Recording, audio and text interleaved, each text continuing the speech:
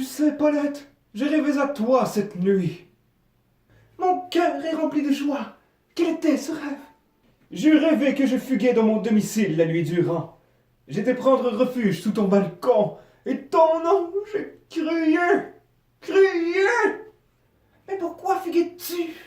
Je ne pouvais plus supporter la douleur de ton absence.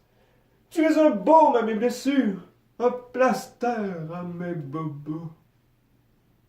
Tes intentions sont les plus bonnes, valeureux pèlerin. Mais hélas, ton père est venu briser notre malheur, notre intimité.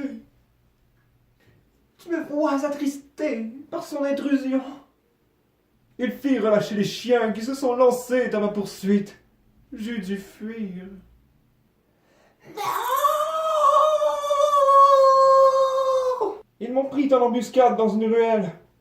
Mais avant de trépasser, j'eus ton visage qui m'est apparu et m'a apaisé l'âme avant mon dernier voyage. Tu es mort assassiné par mon paternel. Qu'il soit maudit! Mais qu'à cela ne tienne, ce n'était qu'un rêve. Et dans ce monde, rien ne pourra nous séparer. Non, Bob, rien ne nous séparera.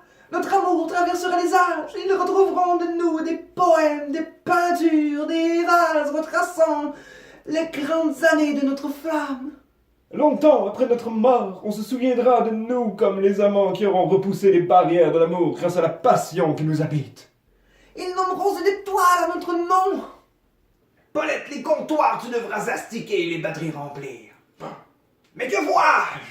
Que fais-tu loin de chez toi, caissier? Je déclare à Paulette l'amour que je lui porte. Non, tu me puis, et je désapprouve cette union. Mais, Point de mais! Tu traînes avec toi, caissier, la réputation de ton magasin. Réputation de vil félon, de voleur, d'assassin. Pars! Je ne veux pas que les autres commerçants nous voient en ta compagnie.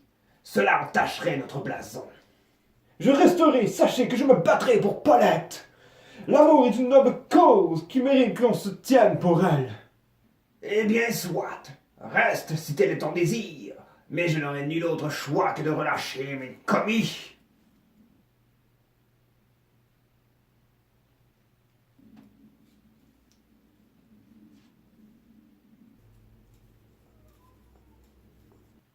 Je pars.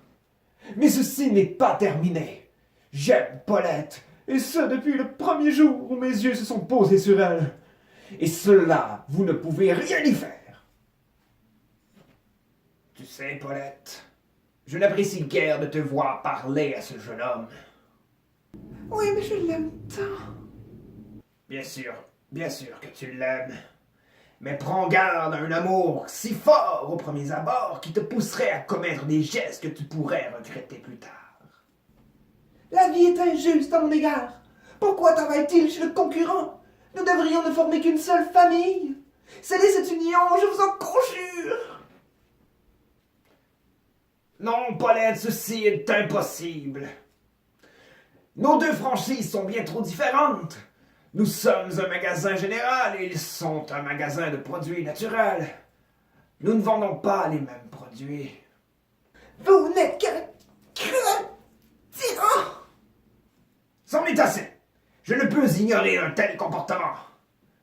Va réfléchir à ce que tu as dit dans la salle des employés. Et puisque cela est ainsi, tu es privé de ta pause dîner.